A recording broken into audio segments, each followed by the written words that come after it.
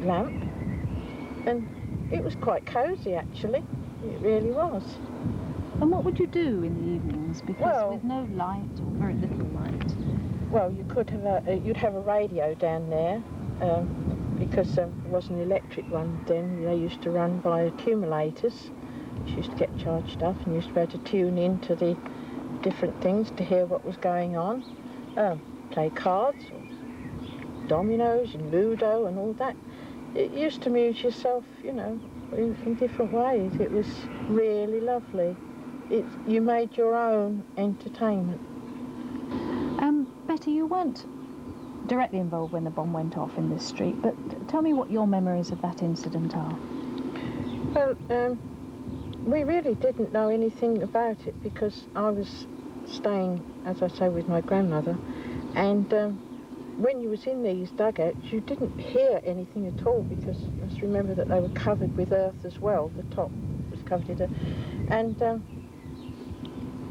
Mother came to find us actually, and we had moved out that night apparently and gone up to further up the road to my aunt's, because she was in bed and not long had a new baby, and they had got one of these air raid shelters, dugouts in the road, and we was in there, and Mother and them eventually caught up with us, and there was an awful lot of people, well over 30 people up there that night, all come from, because they'd been bombed out in Green Lane. But as I say, we didn't really know anything about it. And yet it was so close. Do you have any memories of bombs going off? No, not really. Well, I can remember a landmine landing at Newland Hall, and that was quite nasty. We went up there the next morning to see that. That was all bombed out, broken down. It was rather sad to see that. But the thing that I can remember most of all, landmines, they used to come down on a parachute, and I can remember picking up the pieces from the parachute, you know, and it was silk. It was amazing, really. Did anybody ever bail out here? Well, I only stood one day at the bedroom window, and I looked over that way, and I actually saw a plane shot down and a man bail out, and we learnt afterwards that it was actually an English pilot had been shot down there. But one thing that we used to do quite a lot was we had the Marauders stationed at Willingale, the planes, the Americans, and we used to stand in this back garden here, and we used to see them come up and go into formation and go off. And about 3 hours, something like that later, we used to hear them coming back because they used to fly right over. And as children we used to sort of stand and we used to count them back, and we knew exactly how many had been lost on that mission, which was, you know, quite an experience really. And you know, if it was one of our friends, well, we would know when they sort of turned up in the village that evening. As a child, of course, you must have been particularly affected by sweet rationing. What are your memories of rationing and food? Ration books. In actual fact, I have still got both 2 ration books actually. And you used to take your ration book into the shop, and you was allowed so much cheese and so much milk, so much butter, and in particular sweet coupons. And that was a very sad story because you was allowed about 2 ounces of sweets. Well, you know, that's not very much. But you accepted it, and you know, you made the best of what you got really. It was strange, but it was nice. You learned to appreciate what you had. What sweets did you get? Well, Mother always used to get the sweets, and she used to sort of give us one here and there, and she had the, you know, the whip hand there. Remember what the sweets were? Well, no, mostly boiled sweets really, you know, hard sweets. I think she probably bought those because they would last longer. Very sensible. Lovely, Betty, thank you.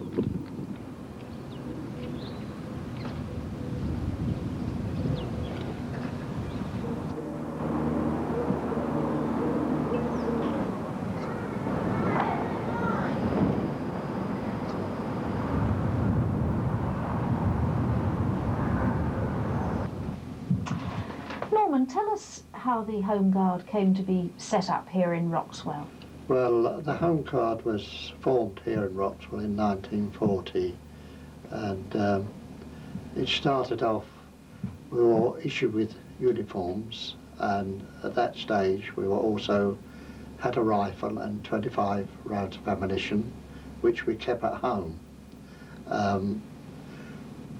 Then later on we had to do guard duties, and one of the first one was up near Lightfoot at Roxwell, and then we had to go to what was the old labour camp when the old workers had finished laying their pipeline. That was our headquarters in Roxwell Village, but the main headquarters was Brentwood, so on occasions we had to go to Brentwood to do our training, apart from training in Roxwell Village. And how did it work? When did you meet, and how often did you patrol?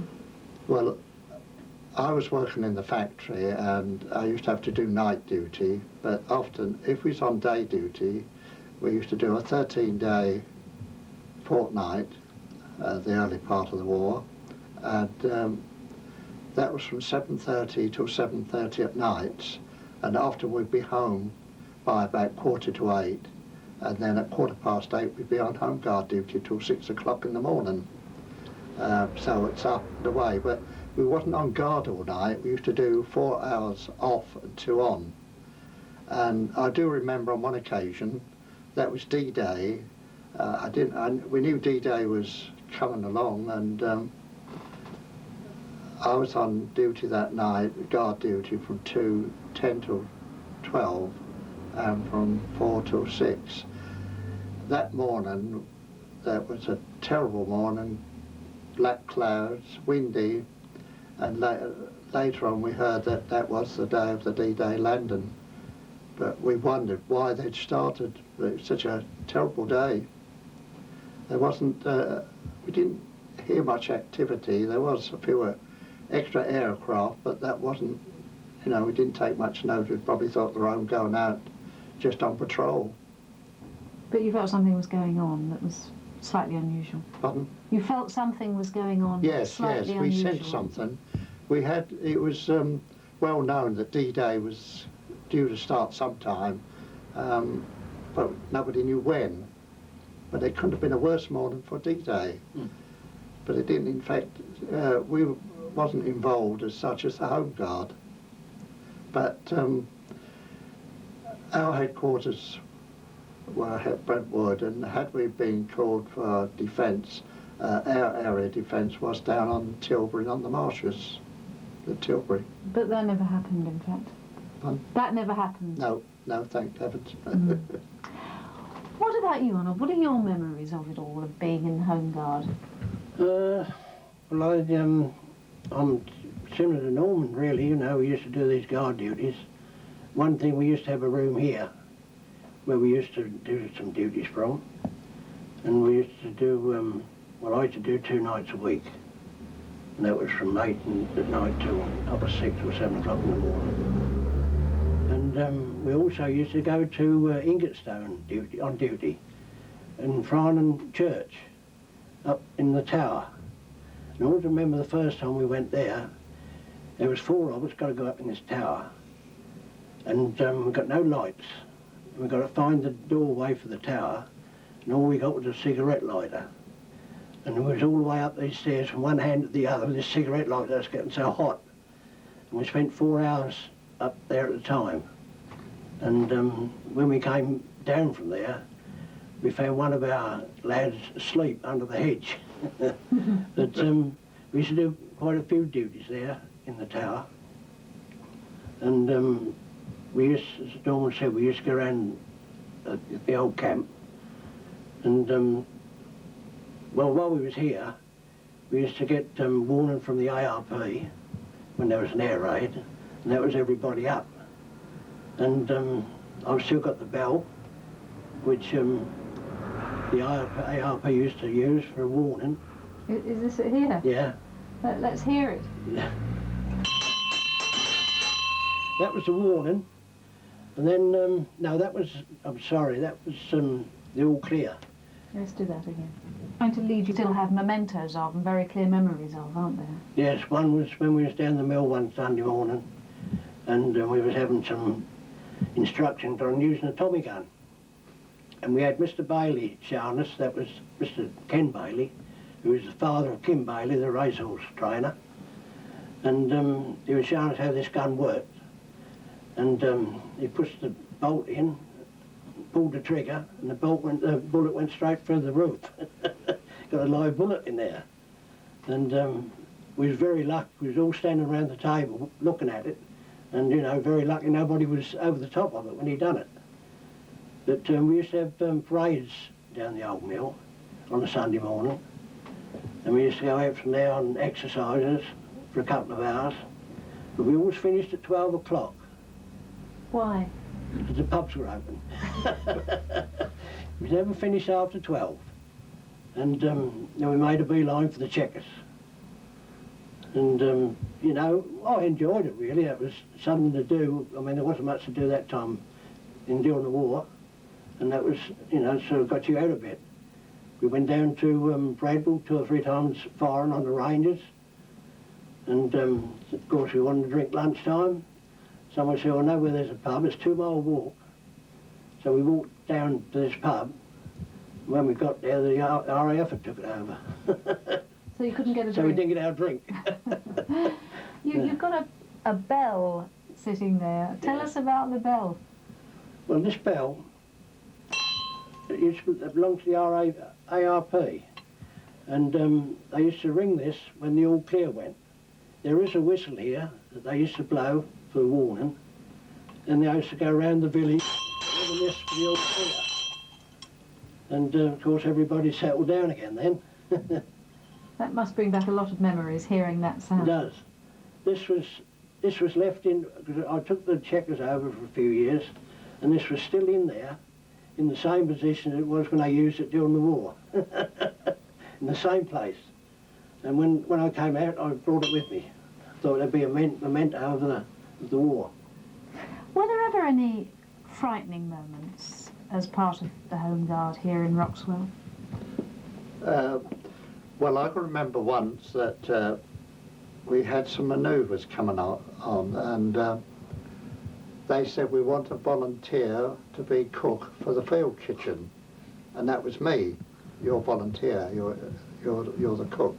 And I remember to this day that we was going to have sausages for the meat, and the butcher had been asked to put plenty of fat in because we was allowed no lard for frying the sausages.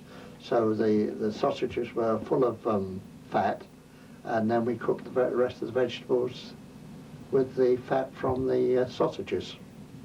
Everybody seemed to enjoy it. That time, you see, there wasn't much food about, so they were glad to get extra rations, which was extra. We all have this image of Dad's army and a kind of a group of people that were well-meaning but actually not terribly effective. Was it like that in the Home Guard? Yeah, well, yes, I suppose it was. There was the moments when I remember once we had to go to Ingatstone, and that was to practice on hand grenades, live hand grenades. Oh, yes. And they used to have 3 in a trench at a time, and I remember when I was in to throw mine, there was one a little bit shaky, and we was just wondering if he's going to drop the hand grenade in the trench after he'd taken the pin out, but it did go all right, so we was lucky. But they were real live ammunition.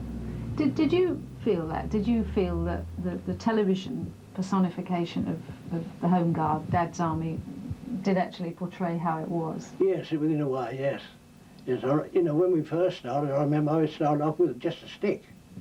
I mean, Norman was on about his rifle and ammunition, but when I first started, we had a stick. We was lying in the hedge up the road waiting for the Germans to come with the stick. Yes. And, you know, when we all finished, when VE Day did come, we decided to have a football match with the youngsters. And we played up behind Lightfoot's farm, I remember.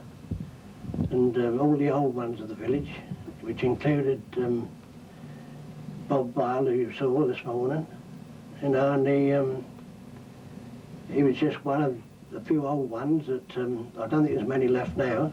I know we lost 15-0 to all the young lads of the village. And that started the VE Day celebrations off, really. Then we all finished up in the village. Do you have clear memories of VE Day? Well, VE Day, I was in the Byton Cross area of Roxwell, which is round, what you call it, suburb if you like. So when these celebrations were on in the village, I was, my wife of today, we was engaged, and that evening we went into Chelmsford, and there were celebrations going on there because she lived on the outskirts of Chelmsford, and actually I went along and we joined in the celebrations there. It was quite a sing-song, and people were quite merry with drink and things like that. And I remember a lot of the shops had shuttered up the front because they realised that there would be probably a lot of broken windows. So they did put shutters up at the windows, special for that night. So. Were you sad in a way when the Home Guard was disbanded? No, not really, no. You know, we'd had enough of it, really, I think. But that was good while it lasted, sort of thing, you know, during the war. That got you out somewhere. But no, I wasn't sorry when it finished, really. Well, what are your memories of being in the Home Guard here in Roxwell? Well, it was mainly a meeting here in the village and patrolling here. And then also at Byton Cross and patrolling there. But during the war years, I was transferred to another parish of Chignell, and I served about 2 years at a neighbouring parish of Chignell, you see. And but anyhow, I came back here towards the end of the war and carried on here. And I was used to go out to shooting ranges, practice with the Home Guard, and mainly that was on a Sunday morning for practice. Are there any memories that really stand out in that period? No, it was just ordinary goings on here, I think. No, nothing. Once or twice they were expecting enemy landings, but it really didn't come off. No. Did you feel as if you learnt a lot as a member of the Home Guard? Did you get lots of new skills?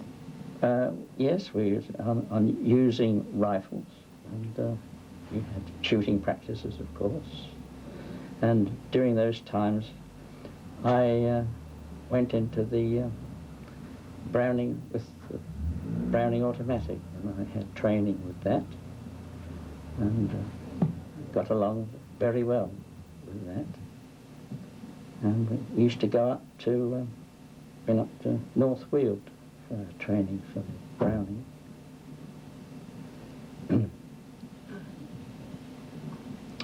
And what was expected of you when you were part of the Home Guard? How did the system work? Well, I mean, as I say, we used to just turn up for meetings, you see. Yes. How many of you? Well, Roxwell, I should think we were around about 25 of us altogether. Mm-hmm.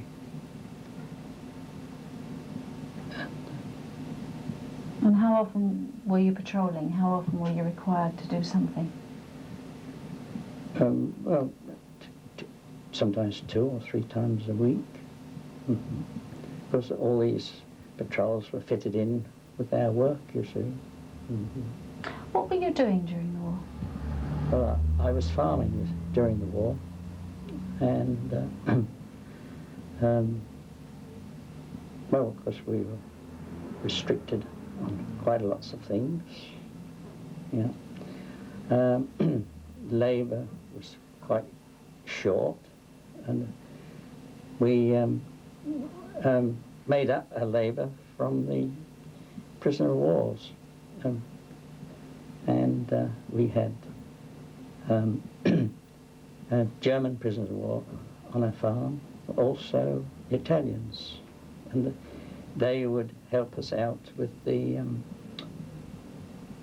seasonal works, sort of like harvesting the sugar beet, which was large acreages grown in this area then. Also potatoes. Yes. Of course, we used to get, the local women used to come and pick them up, but they weren't so available during the war years.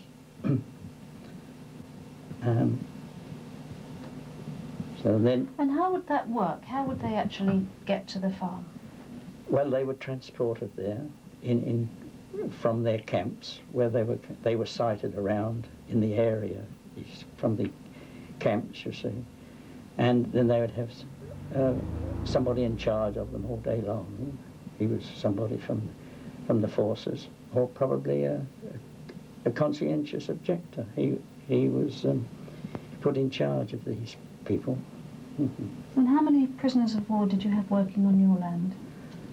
Well, it varied, just, about 20 or 30, perhaps.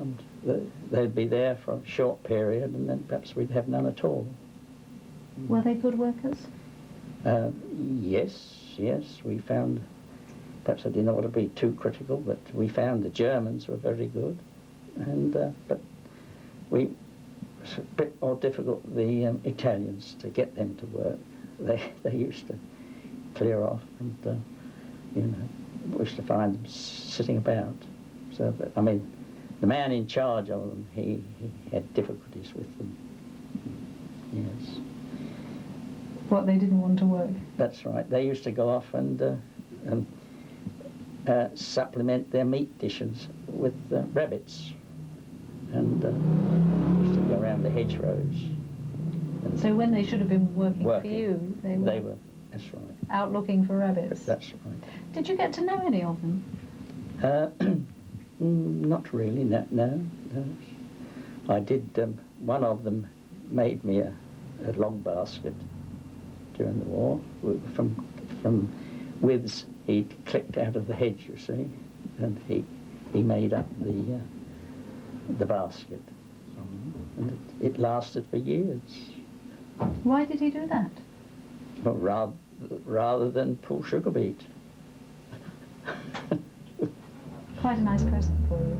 Yes, that's right. Was it difficult working on the farm during those years? Not really, no. I mean, we had our resources, and of course we had rations, you see, like all the public were, and we were able to supplement our rations a little bit, yes, from our livestock. If we, like pigs and that, you see, we used to dry salt them, knock one down, and then prepare it, get the butcher to prepare it, and we used to store it. And preserve it. Yes, in salt. There weren't really deep freezers about in those days. Mr. Foreman had a farm too, didn't he? And that's right. he used to do something very special when people went out to help him. Can you tell me that story? Well, he had a sawmill in Chelmsford, and he used to present them with a load of logs. Yes, if they'd done a special favour for him. And they were from he was a timber merchant as well, as apart from farming, and all these offcuts from the timber he used to make presents of. But the barra boys in the village, in the towns, used to come and collect odd bits for firewood in the towns, near and handy, you see. And they used to come up with their trucks and get loaded up. Yes. For a small, they were sold for a small reward, you see. He did charge them for that. When you think back on the war years, do you have happy memories of it? Oh, yes, really, I think. I mean, there was the odd social, and from the forces were around. They were entertained at various halls, and at the camps, you see, they used to have entertainment there. Mm-hmm. Of course, we had a Air Force camp, American camp at Willingale, and that kept us alive here. I mean, troops travelling in and out passed through here into Chelmsford for their nightlife. Yes. And there was one farmer at Willingale, Mr. Mann. He ran a taxi business, and he was run off his legs for work when the Americans were there, and yes, kept him busy. They all wanted to get around, That's right. meet the local women. Well, that's right. Yes. So Lovely. Thank you.